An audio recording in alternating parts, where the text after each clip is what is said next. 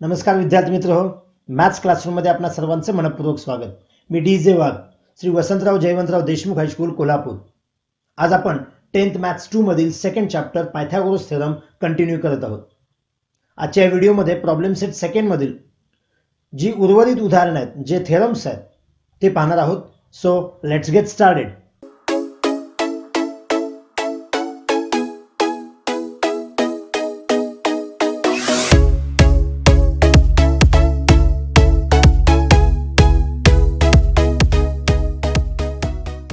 Okay students, first question, in triangle ABC segment AD perpendicular to segment BC. या triangle ABC मध्ये हा जो segment AD आहे जो परपेंडिकुलर आहे सेगमेंट BC ला. Also DB is equal to thrice CD and we have to prove that twice AB square is equal to twice AC square plus BC square. आपल्याला या triangle मध्ये AD हा perpendicular दिलेलाच आहे. याशिवाय ज्यादा माहिती अशी दिली आहे की CD ची थ्राइस जी येते म्हणजे CD च्या 3 टाइम्स जी व्हॅल्यू आहे ती म्हणजे BD येते आणि या पद्धतीने आपल्याला प्रूव्ह करायला सांगितलं. बऱ्याच वेळेला अशी प्रूव्ह करत असताना नेमकं काय करावं लक्षात येत नाही. अशा वेळी बेटर वे, जर इथं स्क्वेअर असेल प्लस असेल म्हणजे पायथागोरसचं ॲप्लिकेशन इथं केलेलं आहे.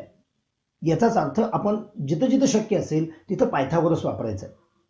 असं समजून चला की या अशा टाईपच्या क्वेश्चनमध्ये तुम्हाला काहीच आयडिया नाही आहे. अशा वेळी तुम्ही किमान जिथं जिथं शक्य आहे तिथं पायथागोरसचा थेरम अप्लाय करा.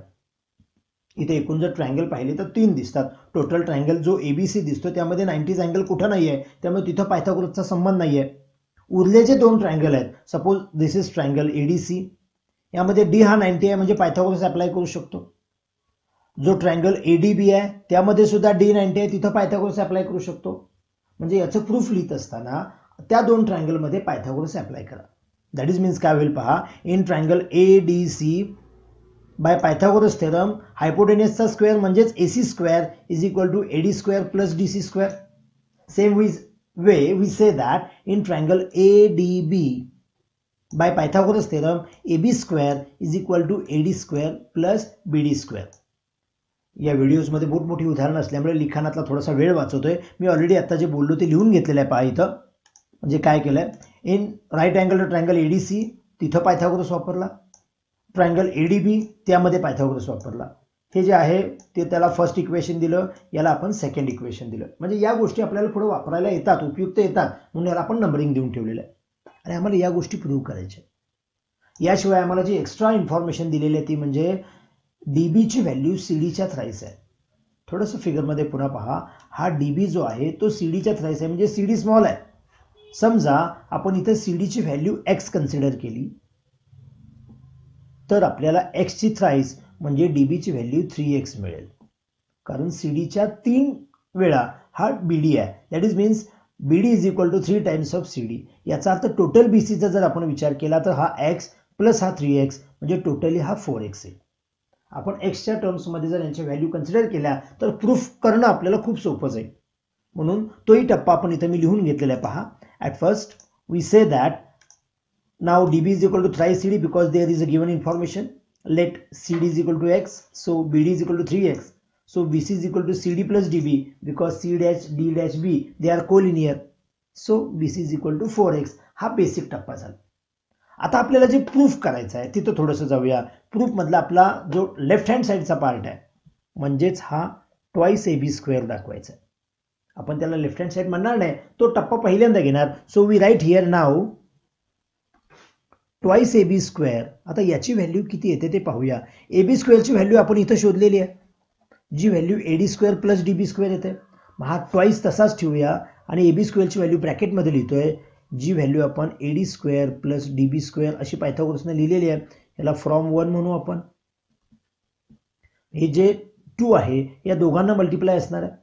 परंतु DB ची व्हॅल्यू आता आपण कन्सिडर केलेली आहे, सॉरी CD ची कन्सिडर केल्यामुळे DB ची व्हॅल्यू आम्हाला 3X मिळालेली आहे. मग ती व्हॅल्यू पहिल्यांदा जर आपण सबस्टिट्यूट केली तर काय होईल पहा, AD स्क्वेअर प्लस DB ची व्हॅल्यू जी आहे ती 3X त्याचा स्क्वेअर होईल. आणि हा बाहेरचा ब्रॅकेट थोडासा मी मोठा ब्रॅकेट करतो, बॉक्स ब्रॅकेट केला, त्यामुळे थोडंसं आतला ब्रॅकेट जो आपण सॉल्व्ह करायचं म्हटलं तर तो काय होईल पहा, AD square plus 9X square असं होईल. कारण हा स्क्वेअर 3 आणि X दोघांना असणार आहे. म्हणजे अशा पद्धतीने ही ए बी स्क्वेअरची व्हॅल्यू आली. अजून ब्रॅकेट काढायचं असेल तर हे जे 2 आहे ते मल्टिप्लाय होईल, म्हणजेच 2ad square plus 2 into 9 that is means 18x square होईल. काय केलं पहा आपण आत्ता, आपल्याला जे प्रूव्ह करायचं आहे त्याची left hand side twice A B square होती, त्याची व्हॅल्यू फाइंड आउट करतोय. ए बी स्क्वेअर म्हणजेच पायथागोरस अप्लाय केल्यानंतर जी व्हॅल्यू येते ती आपण इथं सबस्टिट्यूट केली, ज्यामध्ये डी बीची व्हॅल्यू माहीत होती ती सबस्टिट्यूट केली, आणि हे जे 2 आहे ते आत मल्टिप्लाय केलं. या पद्धतीनं आम्हाला ही जी ए बी स्क्वेअर म्हणजे ट्वाईस ए बी स्क्वेअरची जी व्हॅल्यू आहे ती मिळालेली आहे. So we write here twice A B square is equal to ही जी व्हॅल्यू आलेली आहे. Suppose this is the third equation. नाव आपल्याला जे राईट हँड साईडचं प्रूव्ह करायचं आहे त्याची व्हॅल्यू फाइंड आउट करून घेऊया. जे राईट हँड साईडला आहे twice A C square plus B C square. आपल्याला ए सी स्क्वेअर पुन्हा मिळालेला आहे, जे 1 नंबरचं इक्वेशन आहे, म्हणजेच आपण तिथेही त्याची व्हॅल्यू भरूया. 2 इंटू ए सी स्क्वेअरला आपण A D square plus D C square म्हणतोय, that is means A D square plus D C square. आणि हा बी सी स्क्वेअर जो आहे तोही मी तसाच ठेवतोय. जिथं पायथागोरस अप्लाय केलाय तेवढ्याच ॲप्लिकेशन वापरल्यात, म्हणजे जसं ए बी स्क्वेअर वापरला तसा आपण हा ए सी स्क्वेअर वापरला. आता आपल्याला ज्या ज्या व्हॅल्यू एक्सच्या टर्म्समध्ये माहीत आहेत त्या जर आपण सबस्टिट्यूट केल्या तर काय होईल पहा. एडीची व्हॅल्यू माहीत नाही तसंच लिहितोय. डी सीची व्हॅल्यू जी आपण एक्स कन्सिडर केलेली आहे म्हणजे एक्सचा स्क्वेअर होईल, प्लस बी सीची व्हॅल्यू जी आपण 4x कॅल्क्युलेट केलेली आहे, हा टोटल बी सी, म्हणून बी सीच्या ऐवजी 4x म्हणतो. स्क्वेअर हा दोघांना असेल, इथं आपण 2 हे दोघांना मल्टिप्लाय होईल, शिवाय इथं स्क्वेअर करून घेऊया. म्हणजे इथं काय होईल पहा, 2ad square 2 into AD square 2ad square plus 2 into x square means 2x square, plus हा स्क्वेअर जर 4x केला तर तो 16x स्क्वेअर होईल. म्हणजे हा स्क्वेअर आहे तो 4 आणि x दोघांना असेल. एक्स स्क्वेअर मध्ये ॲडिशन होत असते, त्यामुळे इथं काय येईल पहा, 2ad square plus 2 plus 16 that is means 18x square होईल. ही जी व्हॅल्यू येणार आहे ती 2ac square plus bc square याची येणार आहे. ही व्हॅल्यू आणि ही व्हॅल्यू जर थर्ड नंबरची व्हॅल्यू बघितली, suppose this is the fourth equation, थोडंसं लक्ष दिलं तर तुमच्या ऑब्झर्वेशनमध्ये एक गोष्ट आली असेल की ही जी value 2ad square plus 18 square आलेली आहे तीच इथं आली. याचा अर्थ थर्ड इक्वेशन आणि फोर्थ इक्वेशनच्या राईट हँड साईड सेम आल्या, म्हणजेच लेफ्ट हँड साईड सेम असतील. त्यामुळे आपण फायनली असं म्हणू शकतोय, therefore from third equation and fourth equation we say that twice A B square ही जी व्हॅल्यू आहे ती पुन्हा एवढी असेल, तर twice A C square plus B C square, hence the theorem is proved. तुम्ही वेगवेगळ्या पद्धतीने जाऊ शकता, फक्त सहजतेने लक्षात यावं म्हणून आपण सी डीची व्हॅल्यू एक्स कन्सिडर केली, त्यावरून बी डीची व्हॅल्यू शोधली, त्यावरून आपण बी सीची व्हॅल्यू शोधली, आणि या ए C A D A B यांच्या व्हॅल्यू तशाच ठेवलेल्या आहेत. फक्त हे जे कंपॅरिझन आहे ते एक्समध्ये कन्सिडर केल्यामुळं आपलं हे उदाहरण पडदिशी झालं. पहिल्यांदा ह्या दोन ट्रायंगलमध्ये पायथागोरस अप्लाय केला, त्यानंतर एक्सची व्हॅल्यू शोधली, त्यावरून एकमेकांच्या व्हॅल्यू काढल्या, आणि मग लेफ्ट हँड साईड सॉल्व्ह करत गेलो, राईट हँड साईड सॉल्व्ह करत गेलो, मग त्यावेळी ज्या व्हॅल्यू मिळाल्या त्या आपोआप इक्वल आल्या. म्हणजेच जो आपल्याला प्रूव्ह करायला सांगितलेला पार्ट आहे तो इथे प्रूव्ह झालेला दिसतो. अशाच पद्धतीचं अजून एक उदाहरण पाहूया. From the information given in the figure prove that pm is equal to pn is equal to root 3 into A. पहा आपल्याला इथं सगळे व्हॅल्यू दिलेले आहेत, इन्फॉर्मेशन दिलेले आहे, म्हणजे हा MQ ए आहे, QR ए आहे, RN ची व्हॅल्यू ए आहे, याशिवाय PQ आणि PR ह्या साईड सुद्धा ए आहेत, म्हणजे हे 5 सेगमेंट एकसारखे आहेत, आणि आपल्याला PM आणि PN ची व्हॅल्यू विचारलेली आहे. मी मुद्दाम थोडीशी जी फिगर आहे ती हायलाईट केलेली आहे. हायलाईट केलेल्या ट्रायंगलमध्ये जर तुम्ही पाहिलं, हा जो ट्रायंगल PMR दिसतो, ॲट फर्स्ट फक्त हाच बघूया, त्याच पद्धतीने आपण PQN पाहणार आहोत. हा जो ट्रायंगल PMR दिसतो यामध्ये जेवढा MQ आहे तेवढाच QR आहे, because MQ is equal to A, QR is equal to A, that is means Q is the mid point. म्हणजे Q मिड पॉईंट माहित आहे, ह्या दोन्ही साईड्स A च्या टर्म्समध्ये माहित आहे. याशिवाय मीडियन ही जी PQ आहे ती सुद्धा माहित आहे, शिवाय इकडली साईड PR सुद्धा A माहित आहे. ही PS हाईट जी आपण वापरणार नाही आहे त्याचा विचार करू नका. म्हणजे या ट्रायंगलचा पुन्हा जर विचार केला, ट्रायंगल PMR याच्यामध्ये PM साईड सोडली तर सर्व साईड्स आणि मीडियन माहित आहेत, म्हणजे P मधून जाणारी मीडियन माहित आहे. मग जेव्हा मीडियनचा विचार येतो त्यावेळी आपण अपोलोनियस वापरू शकतो. म्हणजे या ट्रायंगलमध्ये जर अपोलोनियस वापरायचं ठरवलं तर काय होईल पहा, थोडंसं चेक करूया. इन ट्रायंगल PMR ट्रायंगलचा जर विचार केला तर काय होईल पहा, Q is the mid point, किंवा आपण असं म्हणूया MQ is equal to QR is equal to A because this is the given part in the question. एवढा MQ आहे तेवढाच QR आहे. Therefore Q is the midpoint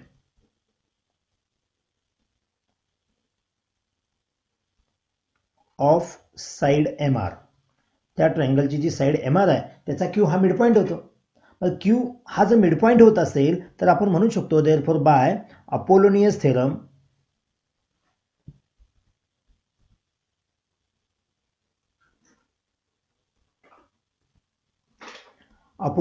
नुसार आपण असं म्हणू शकतो पहा, थोडंसं फिगरमध्ये पुन्हा दाखवतोय. PM square plus PR square is equal to twice PQ square plus twice QR square. हे का लिहिलं लक्षात येत नसेल तर अपोलोनियस थेरमवर डिपेंडिंग असणारे व्हिडिओज पहा, म्हणजे व्यवस्थित लक्षात येईल. पुन्हा एकदा लक्षात घ्या, हा साइडचा स्क्वेअर म्हणजे PM square plus PR square म्हणजे twice PQ square plus twice QR square.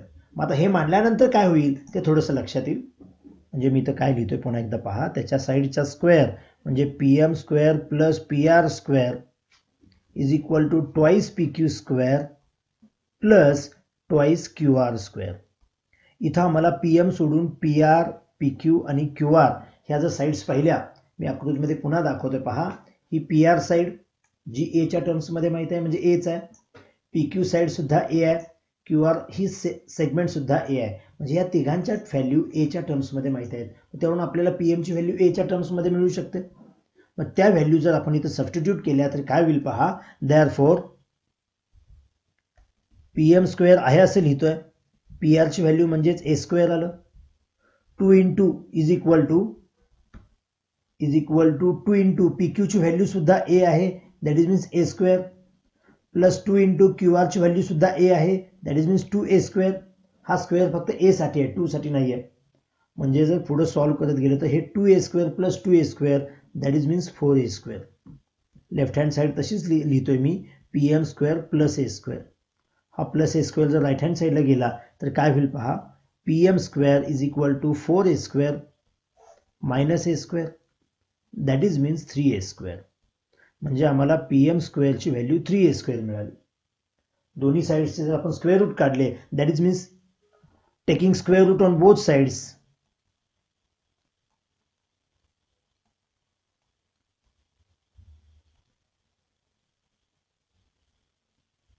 तर आपल्याला PM ची व्हॅल्यू मिळू शकते. दॅट इज मीन्स PM ची व्हॅल्यू जी मिळणार आहे, 3चं स्क्वेअर रूट निघत नाही म्हणून त्याला अंडर रूट 3 तसंच ठेवूया आणि A स्क्वेअरचं रूट हे A आलेलं आहे. म्हणजे आपण ह्या PM ची व्हॅल्यू रूट 3 इंटू A ही सहजतेने मिळवली. म्हणजे हा ट्रायंगल PMR यामध्ये PQ ही मेडियन दाखवली, त्या पद्धतीने केलं.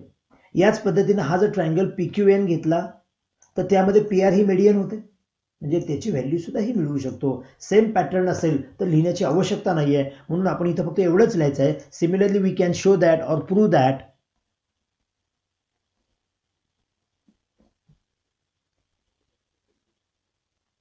आपण काय प्रूव्ह करू शकतो की PN ची व्हॅल्यू सुद्धा जी आहे ती रूट 3 इंटू A अशी असेल. दॅट इज मीन्स आपण म्हणायचं शेवटी की PM अथवा PN यांच्या ज्या व्हॅल्यू असणार आहेत त्या रूट 3 इंटू A असतील, असं हे साधं प्रूफ आहे. यामध्ये ही जी हाईट दिलेली आहे PS ज्याचा काहीही संबंध नाही आहे. तुम्ही फक्त एवढं लक्षात घ्या की ह्या A व्हॅल्यू म्हणजे A सेगमेंट, A ची व्हॅल्यू असणारे 5 सेगमेंट आहेत. हा रेड कलरचा जो ट्रायंगल आहे यामध्ये ही ग्रीन कलरची मेडियन आहे. त्यामुळे अपोलोनियस वापरत असताना PM square plus PR square is equal to twice PQ square plus twice QR square केलं, त्यानुसार आपल्याला PM मिळाला. सेम वे आपण PN प्रूव्ह करू शकतो, या पद्धतीने आहे हा थेरम प्रूव्ह केला. अशाच प्रकारचं अजून एक उदाहरण पाहू. In this question, in the figure triangle PQR is an equilateral triangle. This triangle PQR, which is an equilateral triangle, point S is on the side or segment QR such that या QR segment वर हा S point अशा पद्धतीने आहे की QS is equal to 1/3 QR. हा जो QS आहे तो टोटल क्यू आरच्या 1/3 आहे आणि आपल्याला यावरून प्रूव्ह करायचं आहे 9PS² = 7PQ². आपल्याला PS² आणि PQ² यांच्यामध्ये जे काही रिलेशन आहे ते आपल्याला प्रूव्ह करायचे आहे. याशिवाय इथं जे वर्डमध्ये इन्फॉर्मेशन दिलेली नाही आहे तो म्हणजे हा Q अँगल R अँगल 60चा दिलेला आहे. याशिवाय T अँगल सांगितलेला नाही आहे. सांगितलं नसेल तरी आपण ते कन्स्ट्रक्शन करून घेऊ, कारण आपल्याला लगेच लक्षात येतील. कारण 60 आहे म्हणजे 90चा अँगल असायला पाहिजे, म्हणजे 30, 60, 90 आपण प्रॉपर्टी वापरणार. म्हणजेच हा जो अँगल T आहे तो जरी त्यांनी सेगमेंट PT दिला नसेल तर आपण कन्स्ट्रक्ट करून घेऊ की PT which is perpendicular to QR. आता बेसिक 2 गोष्टी या ट्रायंगलमध्ये महत्त्वाच्या आहेत. तो म्हणजे हा ट्रायंगल इक्विलॅटरल आहे. याशिवाय हा QS सेगमेंट QRच्या 1/3 आहे. ज्यावेळी असं सेगमेंटची कंपॅरिझन दिली जाते, शक्यतो स्मॉल सेगमेंट जर X कन्सिडर केला आणि जेवढे साईड्स मिळतात आपल्याला Xच्या टर्म्समध्ये त्या जर शोधल्या, जसं आपण या अगोदरच्या उदाहरणामध्ये बघितलं, तर आपल्याला ते उदाहरण सहज सोपं होऊन जातं. आपण एक काम करू, जो QS आहे, जो स्मॉल आहे, सपोज तो X कन्सिडर केला. जर QS आपण X कन्सिडर केला तर त्यांनी असं सांगितलंय की QS हा QRच्या 1/3 आहे. थोडंसं मी पुन्हा इथं रफ लिहितोय, QS = 1/3 ऑफ QR. जर आपण QSला X कन्सिडर केलं तर तो 1/3 होईल QRच्या. म्हणजे 3 जर लेफ्ट साईडला आलं तर 3x व्हॅल्यू होणार आहे QRची. म्हणजे टोटल QR हा 3x होईल. म्हणजे SRची व्हॅल्यू फाइंड आउट करायची म्हटलं तर 2x होईल. टोटल ही व्हॅल्यू जी आहे ती 3x आहे. परंतु आपल्याला इथं STTRच्या सुद्धा व्हॅल्यू जर मिळत असतील तर शोधायच्या. कारण लक्षात घ्या की आपल्याला PS ची व्हॅल्यू Xच्या टर्म्समध्ये, PQ ची व्हॅल्यू जर Xच्या टर्म्समध्ये मिळाली तर हे प्रूव्ह करणं सोपं जाईल. मग 30, 60, 90 नुसार आपण ह्या व्हॅल्यू शोधू. परंतु पुन्हा एक गोष्ट आली, तो म्हणजे हा जर इक्विलॅटरल ट्रायंगल असेल तर ही जी हाईट असते PT तीच त्याची मेडियन असते, तोच अल्टिट्यूड आहे, तोच अँगल बायसेक्टर, तोच परपेंडिक्युलर बायसेक्टर. याचा अर्थ जेवढा QT असेल तेवढा TR असेल. म्हणजे टोटल जर हा 3x असेल तर हा 3 म्हणजे 1.5 हा QT असेल, तसेच TR पण 1.5 असेल. जर तुम्हाला असे फ्रॅक्शनमध्ये नकोच असतील तर आपण थोडासा चेंज करू. आपण काय करूया पहा, जो QS X कन्सिडर केला त्याच्याऐवजी जर आपण 2x कन्सिडर केला तर काय होईल पहा. इथं जर 2x आपण कन्सिडर केला तर 2 3 इथं 6x होईल. त्यामुळे हा जो टोटल होणार आहे तो 3xच्या ऐवजी 6x होईल. असं आपण लिहिलं तरी चालू शकतं. पण टोटल 6x आहे, QS 2x आहे, त्यामुळे हा 4x होईल. हा 4x आपण नंतर विचारात घेऊ. मग हा 6x झाल्यामुळे काय होईल, T हा मिड पॉइंट असेल त्यामुळे QT हा 3x होईल. मग हा 3x आणि TR सुद्धा 3x, हा 3x होईल. टोटल 4x आहे, त्यातून हा 3x गेल्यामुळे ST आम्हाला x मिळेल. आपण सुरुवातीला QS हा X कन्सिडर केल्यामुळं पुढच्या ज्या व्हॅल्यू होत्या म्हणजे ST असेल, TR असेल, ह्या फ्रॅक्शनमध्ये येत होत्या.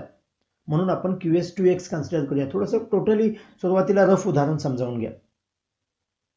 कन्सिडरेशन पुन्हा एकदा सांगतोय, आपण QS हा 2x कन्सिडर केला त्यामुळे टोटल हा 6x आला. परंतु इक्विलॅटरल ट्रायंगलमध्ये जी हाईट असते तीच मेडियन असते, त्यामुळे हा 3x पार्ट झाला. मग या 4x मधून 3x पार्ट गेल्यामुळे हा x मिळाला. थोडक्यात बेसचे जे सगळे सेगमेंट आहेत ते आपल्याला माहित झाले. म्हणजे QS असेल, ST असेल, TR असेल किंवा टोटल QR असेल. टोटल QR जो आम्हाला मिळाला तो 6x मिळाला. परंतु हा ट्रायंगल PQR आहे जो इक्विलॅटरल आहे. म्हणजे याच्या सगळ्या साईड सेम असेल, म्हणजेच जेवढा PQ तेवढाच QR तेवढाच PR. म्हणजे ही साईड सुद्धा 6x असेल, ही साईड सुद्धा 6x असेल. या पद्धतीने आपण या साईड्स मिळवल्या. आता फक्त आपण PS आणि PT साईड ही मिळवली. आपल्याला ऍक्च्युअली इथं PS आणि PQ पाहिजे, म्हणजे PTची आवश्यकता नाही. परंतु PS साईड मिळवायची असेल तर राईट अँगल ट्रायंगल जर आपण बघितला हा PTS, जर हा राईट अँगल ट्रायंगल पाहिला, जर PS शोधायचा असेल तर PT आणि ST माहित असायला पाहिजे. ST ऑलरेडी आपल्याला मिळालेला आहे. जर कोणत्याही एका ट्रायंगलमध्ये, सपोज हा उजवीकडला जो ट्रायंगल PTR पाहिला त्यामध्ये 30, 60, 90 ची जर आपण प्रॉपर्टी वापरली तर हायपोटेनियस 6x माहित आहे. तर मग 60च्या अपोजिट साईड म्हणजे आपण PT फाइंड आउट करू शकतो. एकदा जर आपल्याला PT मिळाली तर मग आपण या राईट अँगल ट्रायंगलमध्ये जर पायथागोरस वापरला तर PS मिळू शकतं. म्हणजे पहिल्यांदा PT फाइंड आउट करूया, त्यावरून PS फाइंड आउट करूया. म्हणजे सर्वात प्रथम सर्व जे सेगमेंट्स आहेत त्यांची व्हॅल्यू Xच्या टर्म्समध्ये आपण फाइंड आउट करू. आणि एकदा का एक्सच्या टर्म्समध्ये सर्व व्हॅल्यू फाइंड आउट केल्या की त्याच व्हॅल्यू आपण इथं लेफ्ट हँड साईडला आणि राईट हँड साईडला ज्या पाहिजे तिथं भरल्या की आपल्याला ते प्रूव्ह होऊन जाईल. थोडीशी उदाहरणाची लांबी जास्त असल्यामुळं ह्या सगळ्या गोष्टी मी सोडवून घेतोय आणि त्या कशा पद्धतीने आल्या ते आपण पाहूया. ओके, तर ज्या पद्धतीने आपण आता डिस्कशन केलं त्यानुसार हे उदाहरण सोडवून घेतलेलं आहे. आता ते थोडंसं व्यवस्थित समजावून घ्या. आपण हा जो QS आहे तो जर 2x कन्सिडर केला तर तो QR च्या 1/3 आहे, त्यामुळे QR हा 6x होईल. म्हणजे QS 2x असेल तर हा टोटल QR 6x होईल, म्हणजे QS हा QR च्या 1/3 असेल. म्हणून आपण स्टार्टिंग तिथूनच केलेली आहे. त्यामुळे आपण सुरुवातीला काय म्हणतोय पहा की ट्रायंगल PQR मध्ये जे दिलेली इन्फॉर्मेशन आहे QS हा 1/3 असेल QRच्या. QS जर 2x कन्सिडर केला तर तो 2x इथं लिहिलेला आहे. हा 3 लेफ्ट हँड साईडला आल्यामुळं QR हा 6 आलेला आहे. म्हणजे इथं आपण जर लिहिलं, थोडंसं मी फिगरमध्ये लिहितोय पहा, हा 2x असल्यामुळं हा टोटल 6x आला. टोटल 6x असेल तर त्यातून हा 2x जर सबट्रॅक्ट केला तर SR आम्हाला 4x मिळेल. कारण QS प्लस SR म्हणजे टोटल QR असतो, त्यावरून आपण SR ची व्हॅल्यू ही 4x फाइंड आउट केलेली आहे. म्हणजे टोटल 6x त्यातून हा 2x सबट्रॅक्ट झाला म्हणून आपल्याला SR हा 4x मिळाला. परंतु हा टोटल SR जर 4x असेल तर TR किंवा ST फाइंड आउट करत असताना PT जो आपण अल्टिट्यूड म्हणजेच हाईट समजली, परंतु इक्विलॅटरल ट्रायंगलमध्ये हाईट आणि मेडियन ही एकच असते, त्यामुळे T हा मिड पॉइंट येतो QRचा. म्हणून तो जो मिड पॉइंट आहे, कारण अल्टिट्यूड आणि मेडियन एकच असते इक्विलॅटरल ट्रायंगलमध्ये, ते आपल्याला लिहायला हवं. सेगमेंट PT जो परपेंडिक्युलर आहे, but in equilateral triangle height and median is the same. या नियमानुसार मग हा T मिड पॉइंट होईल. म्हणजे टोटल 6x असेल तर आम्हाला ह्या ज्या व्हॅल्यू मिळणार आहेत त्यापैकी ही 3x मिळेल. T पासून R पर्यंत 3x आणि T पासून Q पर्यंत 3x असेल. हा टोटल SR जो 4x होता त्यामधून हा 3x सबट्रॅक्ट झाला तर ST आम्हाला x मिळेल. या पद्धतीने ह्या ज्या रिमेनिंग सेगमेंट आहेत बेसचे ते आपण फाइंड आउट करायचे आहेत. म्हणजे टोटल TR जो आहे तो 3x मिळेल, बिकॉज तो मीडियन असल्यामुळे QRचा हाफ आला. मग हा 3x या 4x मधून सबट्रॅक्ट झाल्यामुळं ST आम्हाला x मिळालेला आहे. म्हणजे या स्टेजमध्ये आपण फक्त काय केलं, या 2x वरून QS हा जो 2x आहे त्याच्यावरून हा टोटल 6x घेतला, त्या 6x मधून हा 2x गेला म्हणजे हा 4x राहिला. परंतु हा मीडियन असल्यामुळे हा 3x आहे त्यामुळे हा x मिळाला. म्हणजे या पद्धतीनं बेसचे सगळे सेगमेंट मिळवले. परंतु हा जो टोटल ट्रायंगल PQR आहे तो इक्विलॅटरल आहे, मग त्याच्या तिन्ही साईड सेम असतील. म्हणून QR जर 6x असेल तर हा PQ पण 6x असेल आणि हा PR सुद्धा 6x असेल. या पद्धतीनं त्या ज्या रिमेनिंग साईड्स आहेत त्या सुद्धा आपण 6x प्रूव्ह करून घ्यायच्या आहेत. तो म्हणजे त्याच्या पुढचा टप्पा. म्हणून पुढच्या टप्प्यामध्ये आपण सांगितलं की हा ट्रायंगल इक्विलॅटरल आहे त्यामुळे त्याची प्रत्येक साईड सेम म्हणून 6x असेल. अशा पद्धतीने हे आपण आउटर साईड शोधलेले आहेत. आता आपल्याला हा PT शोधायचा आहे. परंतु तो PT शोधत असताना हा ट्रायंगल 30, 60, 90 आहे तो हे सांगायला पाहिजे. म्हणजेच हा जो ट्रायंगल PTR आहे त्यामध्ये एक अँगल 90चा एक 60चा दिलेला आहे, म्हणून हा रिमेनिंग 30चा आहे हे सांगणं महत्त्वाचं आहे. तो पहिला टप्पा. म्हणजे या ट्रायंगलमध्ये एक 90चा अँगल एक 60चा म्हणून रिमेनिंग 30चा असेल. मग त्यानुसार जर आपण 30, 60, 90ची प्रॉपर्टी वापरली तर ह्या 60च्या अपोजिट साईड ही जी PT असते ती हायपोटेनिसच्या √3/2 असते. मग तो नियम वापरून आपण PT शोधला जो PRच्या √3/2 असेल.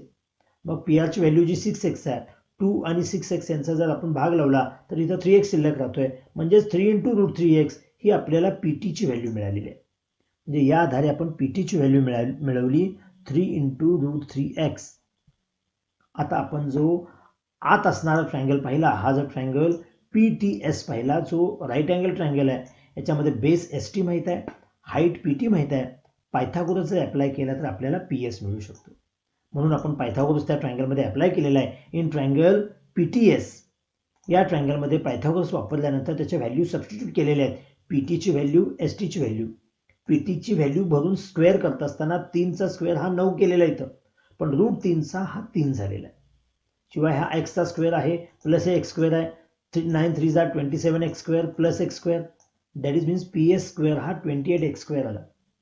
मग PSचा स्क्वेअर आला त्याच्यावरून आपण PS काढायचे. ॲक्च्युली इथं आपल्याला PSचा स्क्वेअरच हवा आहे, पण तुम्ही जर पुढं काढणार असाल ठीक नसेल तर हीच व्हॅल्यू आपण पुढं वापरणार आहे.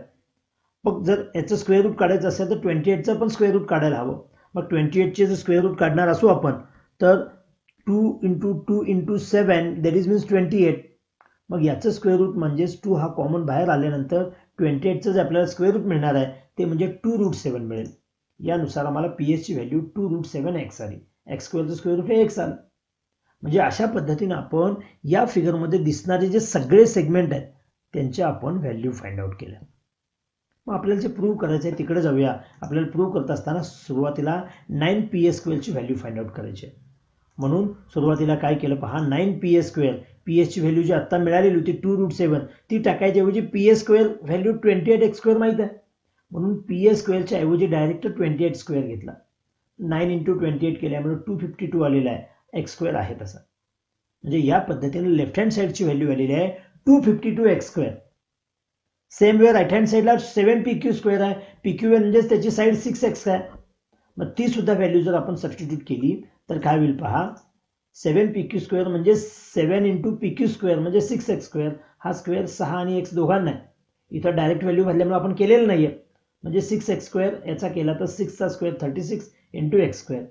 पुन्हा 7 इंटू 36 केला तरी 252x² येतो. म्हणजे जर इथं ऑब्झर्व केलं तर राईट हँड साईड सेम आहेत. 252x², 252x². म्हणजे राईट हँड साईड सेम असतील तर लेफ्ट हँड साईड सेम असणार, जे आपल्याला प्रूव्ह झालेलं आहे. That is means 9PS² is equal to 7PQ². या पद्धतीने आपण हे प्रूव्ह केलेलं आहे. थोडंसं पुन्हा फास्टमध्ये रिवाइज करतोय. काय केलं पहा, आपण सुरुवातीला हा 2x पार्ट घेतला. x घेतल्यामुळे फ्रॅक्शनमध्ये येत होतं. त्यामुळे हा टोटल पार्ट 6x झाला. त्यावरून हा 4x, मीडियन असल्यामुळे हा 3x, त्यामुळे हा x, म्हणजे हा टोटल 6x. मग हा टोटल 6x असेल तर सगळ्यात साईड 6x. या पद्धतीने सगळे सेगमेंट मिळवले. 30, 60, 90 नुसार हाईट मिळवली. मग या पद्धतीने PT मिळाल्यानंतर मग ह्या छोट्या ट्रायंगलमध्ये आतल्या राईट अँगल ट्रायंगलमध्ये पायथागोरस वापरला आणि PS मिळवून घेतला. अशा पद्धतीने सर्व सेगमेंटची लेंथ आपण एक्सच्या टर्म्समध्ये फाइंड आउट केली आणि आपल्याला जे प्रूव्ह करायचं आहे त्याच्यामध्ये व्हॅल्यू त्याच्या एक्सच्या टर्म्समध्ये फाइंड आउट केल्यानंतर आपल्याला इक्वल मिळाल्या, म्हणजेच ते प्रूव्ह झालेलं.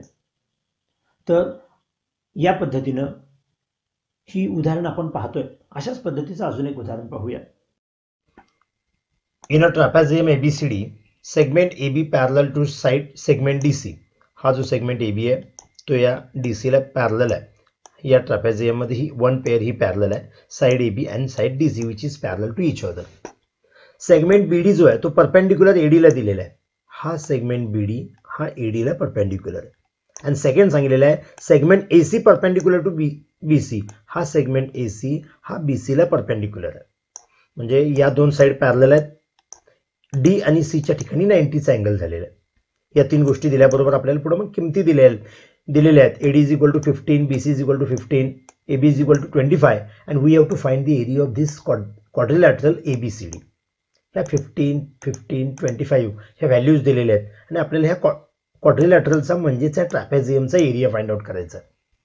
आपल्याला सूत्र माहित आहे की ट्रॅपेझियमचा एरिया फाइंड आउट करत असताना 1/2 into sum of this length of the parallel sides, म्हणजे AB आणि DC या ज्या पॅरलल साइड्स आहेत याची सम आणि जी हाईट असेल, आता इथं हाईट दिलेली नाही, ही हाईट नव्हे, हाईट याचा अर्थ त्या पॅरलल साइड्स मधलं डिस्टन्स, म्हणजे D मधून आलेली हाईट असेल किंवा C मधून आलेली हाईट असेल, ही जी हाईट असते यांचा गुणाकाराने त्याची हाफ केली की आपण याचा एरिया मिळवतो. हे एरिया फाइंड आउट करायचं आहे म्हणून मी थोडंसं इथं हाईट काढून घेतोय. म्हणजे D पॉईंट मधून आलेली हाईट असो किंवा C पॉईंट मधून आलेली हाईट असो. Suppose this is DP which is the height or CQ which is also height. आम्हाला या ट्रायंगलचा क्वाड्रिलॅटरलचा जर एरिया फाइंड आउट करायचा असेल तर काय काय गोष्टी माहित असायला पाहिजेत. त्यासाठी सूत्र सगळ्यात महत्त्वाचं आता सांगितलं तसं माहित असायला पाहिजे. कोणतं पहा, area of trapezium that is means 1/2 into sum of the length of parallel sides into height. मग पॅरलल साइड्सची लेंथ म्हणजे AB आणि DC माहित असेल तर आपण समेशन करणार. आपल्याला AB दिलेलं आहे 25. म्हणजे आता आपल्याला काय काय आवश्यक आहे ते थोडंसं लक्षात घ्या. आम्हाला DC फाइंड आउट करावं लागेल, कारण या फॉर्म्युल्यामध्ये पॅरलल साइड्स लिहायचे आहेत. म्हणजे फाइंड आउट करायचं थोडंसं मी रफ लिहून घेतो, म्हणजे आम्हाला DC हे फाइंड आउट करावं लागेल. याशिवाय हाईट पण लागणार आहे सूत्रा म्हणजेच DP किंवा CQ या दोघांपैकी काहीतरी आपल्याला मिळायला पाहिजे. मग यांच्या जेव्हा आपण लेंथ फाइंड आउट करू, म्हणजेच वरची साईड DC आणि लेंथ जी आहे जी हाईट आहे DP किंवा CQ हे आपल्याला फाइंड आउट करायला हवं. त्यावेळी आपण या क्वाड्रिलॅटरलचा एरिया फाइंड आउट करू शकतो. आता हे करत असताना पहिल्यांदा आपण मुद्दाम लेंथकडे जाऊया, म्हणजे हाईटकडे जाऊया. जे व्हर्टिकल लेंथ ज्याला आपण म्हणतो, हाईट जी आहे, या दोन पॅरलल साईड्समधलं डिस्टन्स हे फाइंड आउट करूया. आपण इथं दिलेलं एक्स्ट्रा पार्ट म्हणजे पहा, इथं आपल्याला हे दोन 90चे अँगल दिलेले आहेत. म्हणजे फक्त एका ठिकाणी जर आपण फोकस केला, सपोज ट्रायंगल ADB हा फोकस केला तर राईट अँगल ट्रायंगल आहे. आत्ताच आपण काय केलेलं आहे, ह्या ज्या दोन हाईट कन्सिडर केलेल्या आहेत, suppose DP is the height किंवा इथं CQ इज द हाईट. आपण फक्त आता फर्स्ट ट्रायंगलमध्ये फोकस केलेला आहे, which is triangle ADB is a right angle triangle. DP is also perpendicular to the hypotenuse, म्हणजे हायपोटेनियसवर परपेंडिक्युलर दिलेलं आहे. त्याच्यावरून आपण DP फाइंड आउट करायचं आहे. हे समजण्यासाठी मुद्दा मी एक वेगळी आकृती देतो. ओके, इथे एक फिगर काढून घेतलेला आहे पहा. इथं आपल्याला हा जो ट्रायंगल ABC दिसतो, यामध्ये हा राईट अँगल ट्रायंगल आहे, हायपोटेनियसवर परपेंडिक्युलर टाकला.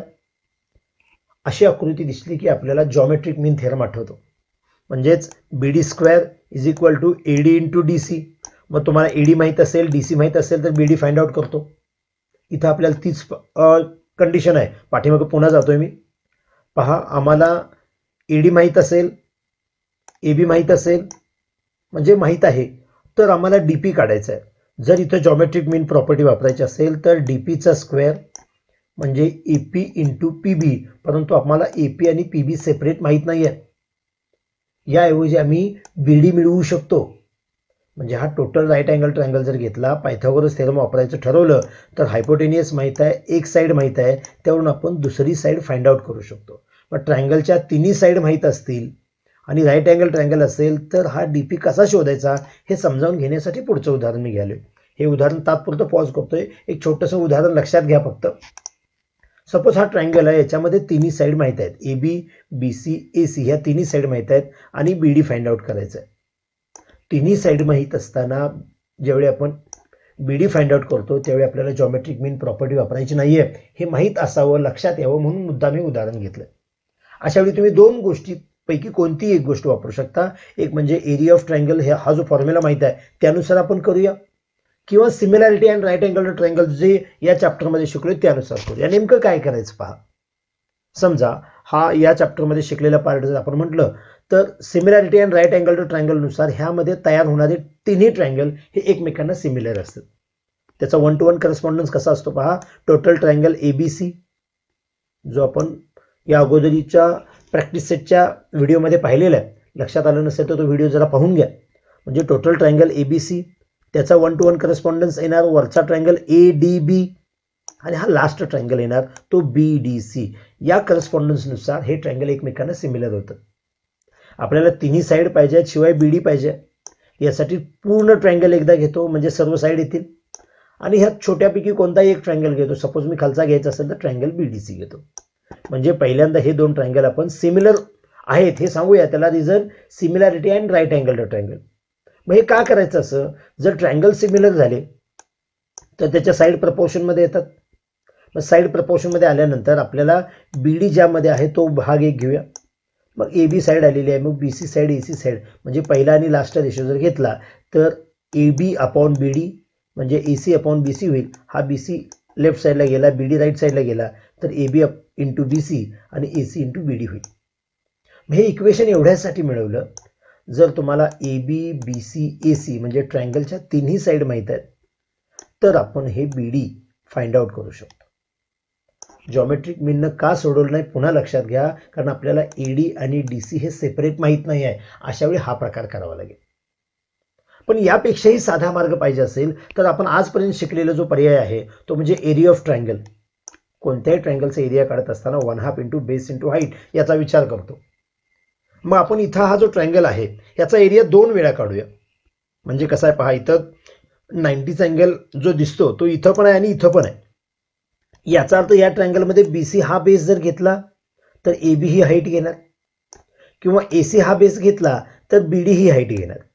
म्हणून याच ट्रायंगलचा एरिया 2 वेळा घेतोय मी. म्हणून मी इथं काय लिहिलंय पहा, area of triangle ABC is equal to area of triangle ABC. एकदा बेस घेताना 1/2 इंटू BC इंटू AB घेतला म्हणजे बेस BC असताना हाईट AB झाली, आणि एकदा बेस AC असताना हाईट BD आली. मग 1/2 ला 1/2 ज्यावेळी कॅन्सल होईल तेव्हा आपल्याला हे जे रिलेशन मिळतंय ते म्हणजे BC into AB is equal to AC into BD. हे रिलेशन काय सांगतंय की A B B C A C ह्या 3 साईड्स आहेत, त्याच्यावरून डायरेक्ट आपण बीडी काढू शकतो. म्हणून हे मुद्दाम उदाहरण घेतलेलं, हे उदाहरण आपल्याला सोडवायचं नाही. मग याचा उपयोग आताच्या उदाहरणामध्ये कसा करता येईल, त्यासाठी मी पुन्हा त्या उदाहरणाकडे जातोय. पहा, आम्हाला या एक्झाम्पलमध्ये काय करायचं होतं. पहा, बेस माहीत आहे, शिवाय वरची पॅरलल साईड शोधायची आणि हाईट शोधायची. हाईट शोधत असताना पहिला एका ट्रायंगलवर फोकस केला, जो म्हणजे ट्रायंगल ए डी बी. याच्यामध्ये जर पायथागोरस वापरला तर ए बी माहीत आहे, एडी माहीत आहे, आपल्याला बीडी मिळू शकतो. म्हणजे राईट अँगल ट्रायंगलच्या तिन्ही साईड माहीत झाल्या, मग एरियाचा आत्ता जो आपण फॉर्म्युला पाहिला त्यानुसार डीपी मिळवू शकतो. मग जेवढा डीपी आहे तेवढा सीक्यू असणार आहे, म्हणजे आम्हाला थोडक्यात याची हाईट मिळाली. आता आम्हाला दुसरा पार्ट आहे, तो म्हणजे डीसी मिळवायचा. डीसी डायरेक्ट नाही मिळणार आपल्याला. आता हे जे छोटे राईट अँगल ट्रायंगल जर आपण बघितले, सपोज हा एपीडी बघितला, तर यामध्ये ईडी ऑलरेडी दिलेला आहे, डीपी आत्ता आपल्याला मिळालेला आहे. यानुसार आपण एपी मिळवू शकतो. मग जसा एपी मिळवू शकतो त्याच पद्धतीने बीक्यू मिळवू शकतो. मग हा संपूर्ण जो एबी आहे त्यामधून हा एपी आणि बीक्यू जर सबट्रॅक्ट केला तर आम्हाला पीक्यू मिळेल. आणि पीक्यू जेवढा असेल तेवढा डीसी असेल, कारण या 2 लाईन पॅरलल आहेत, शिवाय इथं 2 90 आहेत, म्हणजे हा रेक्टँगल होतो पीक्यू सी डी. त्यामध्ये जेवढा पी पासून क्यू पर्यंत अंतर असेल तेच डीसी असेल, म्हणजे आम्हाला डीसी मिळतं. म्हणजे हे गणित साधं आहे, परंतु फक्त याची लेंथ जास्त आहे. आपल्याला काय काय करायचं थोडीशी आयडिया यावी म्हणून पुन्हा एकदा रिवाइज करतोय. पहा, आपल्याला इथं दिसणारा प्रत्येक सेगमेंट फाइंड आउट करायचं. म्हणजे ओळीनं आपल्याला यामध्ये नेमकं काय काय फाइंड आउट करायचं आहे, थोडीशी सेंट्रल आयडिया यावी म्हणून पुन्हा एकदा लिहून घेतोय. बघा, सगळ्यात महत्त्वाची गोष्ट म्हणजे आपण राईट अँगल ट्रायंगल पाहूया. म्हणजे पहिला ट्रायंगल आपण राईट अँगल कोणता पाहणार. बघा, ट्रायंगल ए डी बी. त्यामध्ये जर आपण पायथागोरस वापरायचा ठरवला तर आपल्याला व्हॅल्यू जी मिळणार आहे ती म्हणजे बीडी मिळणार. ही फर्स्ट स्टेज झाली आपली. सेम वे आपण जर इकडं राईट अँगल ट्रायंगल वापरला असता, म्हणजेच कोणता ट्रायंगल जर आपण ए बी सी वापरला असता, तर त्यामध्ये बी सी दिलेला आहे, ए बी दिलेला आहे, त्यामध्ये आम्हाला ए सी मिळाला असता. साहजिकच आहे, तेवढाच मिळाला असता. म्हणजेच तुम्ही एकतर इथं बीडी मिळवा अथवा ए सी मिळवा, आपल्याला एकच कुठली तरी साईड मिळवूया, जेणेकरून त्या आधारे दुसरी तेवढीच आलेली आहे असं आपण सांगू शकतोय. म्हणजे ज्या पद्धतीने बीडी मिळवणार त्याच पद्धतीने एसी आहे हे सांगू शकणार. हा झाला आपला तसा पहिलाच टप्पा. त्यानंतर आपण जी व्हॅल्यू फाइंड आउट करायची ती म्हणजे आता एरिया ऑफ ट्रायंगलनुसार डीपी म्हणजे जी हाईट आहे ती डीपी सांगायची आहे. जी डीपी असणार आहे तीच साहजिक क्यू असणार आहे, म्हणजे सीक्यू असेल. हा आपला तसा दुसरा टप्पा झाला. आणि यानंतर आपण सर्वात महत्त्वाचा हा पीक्यू फाइंड आउट करणार आणि पीक्यूच्या आधारे डीसी फाइंड आउट करणार. म्हणजे पीक्यू म्हणजेच ह्या टोटल एबी मधून एपी आणि बीक्यू सबट्रॅक्ट करून पीक्यू मिळवणार आणि पीक्यूच्या आधारे डीसी मिळवणार.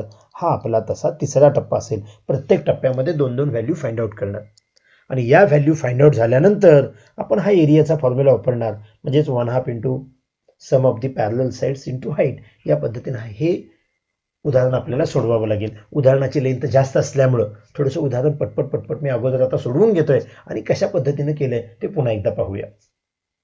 ओके, तर आता हे उदाहरण आपण सोडवून घेतलेलं आहे. यामध्ये सगळ्यात प्रथम काय केले पहा, हा जो ट्रायंगल ए डी बी आहे, जो राईट अँगल ट्रायंगल आहे, त्यामध्ये एडी माहीत आहे, ए बी माहीत आहे. पायथागोरस वापरून आपण डी बी ही व्हॅल्यू शोधली.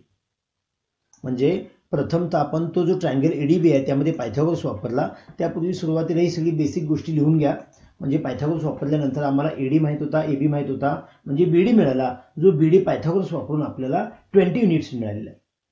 मग ज्या पद्धतीनं हा ट्रायंगल एडीबी आहे, सेम ट्रायंगल एबीसी आहे, ज्यामध्ये बीसी माहीत आहे, एबी माहीत आहे, त्यावरून आपण एसी सुद्धा तेवढाच कॅल्क्युलेट करणार. म्हणून आपण इथे लिहिले similarly AC is equal to 20 units.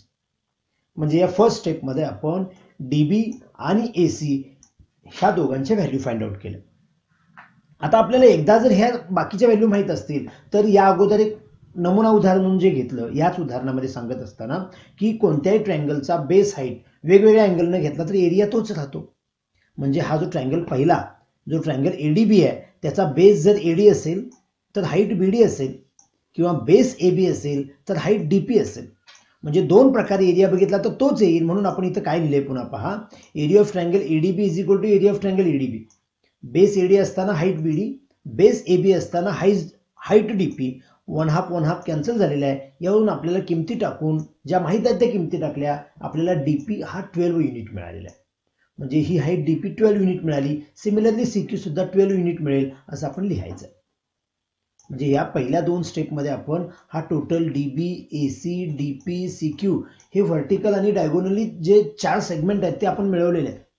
मग आता हा जो डावीकडला राईट अँगल ट्रायंगल डीपीए किंवा एपीडी जो दिसतो, त्यामध्ये डीपी आता ऑलरेडी आपल्याला माहित झाला आहे 12 युनिट आहे. एडी ऑलरेडी दिलेला होता. यावरून आपण एपी फाइंड आउट करू शकतो. त्यासाठी हा जो ट्रायंगल एपीडी आहे त्यामध्ये आपण पायथागोरस थेरम वापरूया.